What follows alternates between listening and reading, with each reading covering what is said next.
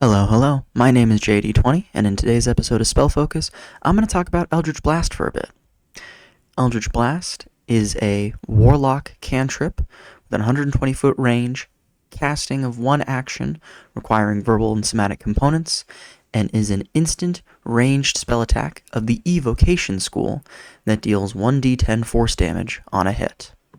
What makes this cantrip unique compared to other cantrips, including its limited availability to only warlocks or from certain feats, is that instead of the damage dice increasing at certain levels, you gain additional beams, which require additional spell attacks to be made at higher levels, giving you 2 at level 5, 3 at level 11, and 4 at level 17. You can use these separate attack rolls to target the same creature, or you can target different creatures, meaning at 17th level, you can fire 4 blasts at one person, 3 at one, and 1 at another, and vice versa. The Warlock cantrip is also available through certain feats, like Magic Initiate for Warlocks and Spell Sniper, which allow you to take additional cantrips, such as Eldritch Blast.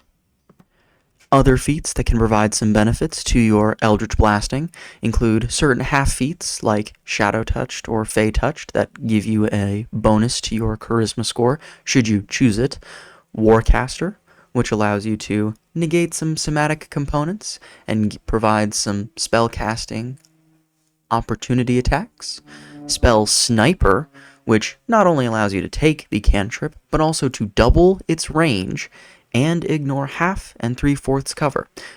That's very important for some of the invocations you can get, which we'll get into later, but I very much enjoy Spell Sniper. Additionally, you also have Metamagic Adept, which allows you to dip your toes into Sorcerer without going all the way, granting 2 Metamagic options and 2 sorcery points for you to utilize, and affect your Eldritch Blasts accordingly. Personally, I'm a big fan of Quicken, or maybe even Distant Metamagics for Eldritch Blast, because the range is quite nice, and being able to cast it just that little bit faster is always very helpful. At 2nd level, for Warlocks, you gain what are known as your Eldritch Invocations, and these invocations are when Eldritch Blast really comes online, especially when so many of them are so catered specifically to Eldritch Blast.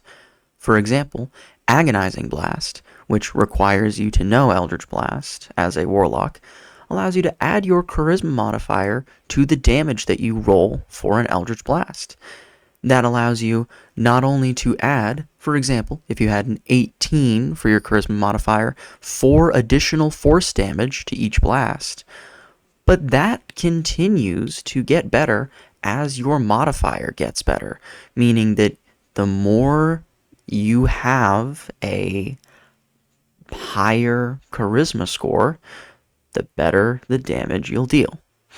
And that charisma score, especially if you're boosting it from certain half feats or ASIs, is only going to get better the further you go. Back on the train of increasing your range, however, Eldritch Spear grants you a 300-foot range with your Eldritch Blasts. It's pretty impressive on its own, but when you start pairing it with things like Spell Sniper or some Metamagics, that range becomes crazy. And personally, I very much enjoy getting that distance and having the availability of such magic from wherever I end up being on the battlefield.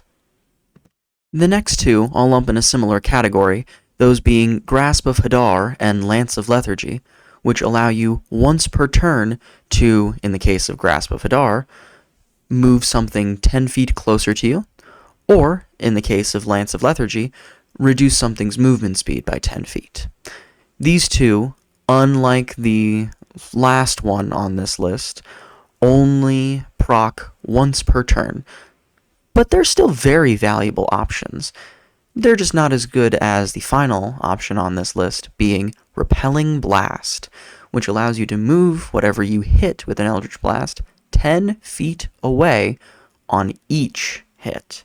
Especially at higher levels, that's going to start scaling, and it scales quite nicely. especially when you consider some of the range that you might have on these Eldritch Blasts, some of the damage that you're going to be able to deal, and forced movement in addition to all of that. Suddenly Eldritch Blast goes from just a reliable cantrip to easily the best cantrip, and provides the additional benefits of having such a solid option for area of effect control. You're putting yourself at the center of the field, and you're choosing who stays on the battlefield and who gets pushed away, or who falls away. It is a reliable cantrip, and with all these invocations at your disposal to customize it to really be the best blast it can be, Warlocks own Eldritch Blast, and it's very evident in how many will use it. In my opinion, because of its ability to target multiple creatures, able to deal consistent damage, reliable field control, customizable for build versatility, and quite a few just generally enjoyable flavor options, I think Eldritch Blast is the best damaging cantrip in the game. But, as we alluded to earlier, Eldritch Blast isn't just for Warlocks. If you want to multi-class or take the feats that we mentioned earlier, like Magic Initiate, Spell Sniper, you would be able to have Eldritch Blast as a non-Warlock caster, or in general. Now, personally, I'd recommend multi-classing to take 2 levels in Warlock if you're going to try to add Eldritch Blast to a Charisma caster, because the invocations that you can get for your Eldritch Blast are invaluable. You really appreciate those benefits, especially things like Agonizing Blast, where if you're trying to use Eldritch Blast without them, you're going to feel the absence of these spell effects quite quickly. But it doesn't mean you can't still benefit from things like being able to target multiple creatures, as that scales with your player level, not your Warlock level. So, if you want to, you can take just 1 level in Warlock, pick your subclass, get Eldritch Blast, and add that nice little bit of flavor, especially if it's Hexblade, onto whatever class build you're running. If you're trying to add it to a non-Charisma caster, you'll have a little bit of a harder time finding synergy, but with some niche cases out there, like Evocation Wizard, it's really the first one that comes to mind, but there are still some pretty good options out there. And the utility that it provides as a solid, consistent damage option is sometimes worth looking for. Now, the most important part of any Dungeons & Dragons spell is how it's described. What flavor do you plan on giving it?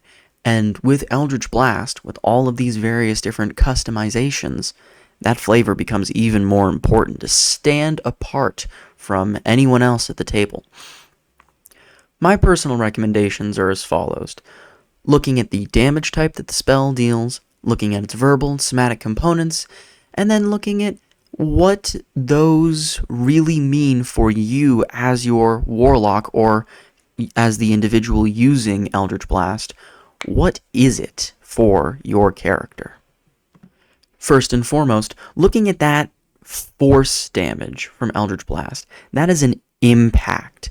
Think of it like throwing a rock into a puddle or into a lake. That rippling effect is a good thing to keep in mind as far as the force of that impact is concerned. It is magic, and it packs a punch. If you'd like to, you can talk to your DM about describing some of the residual lingering effects of this force damage, like dents or cracks in armor or buildings. In addition, the eldritch nature of this very blast should also be considered when describing what it looks like. What color would it be? Is it red, purple, green, black, blue? You have quite a few options. For Eldritch Blast especially, though, that sort of arcane crackling of lightning and that powerful impact are the most important things to focus on. But if you wanted to, for say, someone like an Archfey Warlock, you could have it be a pink and green blast that sort of floats about, more like a cloud in a storm approaching. that still packs a very impressive punch. Or for someone like a Fiend Warlock, you could have it embody some of that fiery nature or some of that darkness and have wisps come off of the lightning, either in fire or of smoke. There's a lot that you can do based on who your patron is, and even where you get your powers from can be considered in how you use Eldritch Blast. Looking at the components of the spell, for verbal, I think you'll want to utilize something that calls to mind the very power that you are channeling. If it's the name of your patron, go for it. If you don't have that information, say something through the spell that would utilize the proper nature of the very power you seek to channel. To an extent, if you're going to go for it, just go with a classic Eldritch Blast. As for the somatic components, think about the power that you need to place within the symbol of your hand, flexing an arm, reaching your arm forward, even perhaps pulling it back. What recoil would you physically experience? All that sorts of things are worth considering when thinking how to incorporate your somatic component into the casting of the spell itself. Finally, Eldritch Blast should easily be considered a must-have on your Warlock cantrip list, especially. But one of the most important things to consider is what happens if your Eldritch Blast misses. It's still there, it still goes, so thinking about descriptions of, would it simply fizzle out? Would it dissipate? Would it continue going, losing power until it ricochets off of something else? Considering those more potent aspects of how you're giving your descriptions for your casting of what is a simple cantrip will turn it from just, I cast Eldritch Blast, 15 to hit, into a powerful embodiment of the magic of your character, aiming your hand with a crackling glow around as you fire a jolt of arcing purple and red, slamming into your opponent. Does a 15 hit. That's the sort of thing that I feel Eldritch Blast is so especially suited for, with the various different customization options that you can throw in from evocations, and with so many feats that can really give it a nice added boost of flavor. I think Eldritch Blast is quite worth a spell focus. Of course, if you have any other spells that you'd want me to focus on, please leave any sort of comments or questions in the comments down below. Leave a like on the video if you liked what you listened to, and feel free to give me any sort of recommendations on anything you might want to see me talk about next, from published content to homebrew creations and more, and I'll see you in a bit.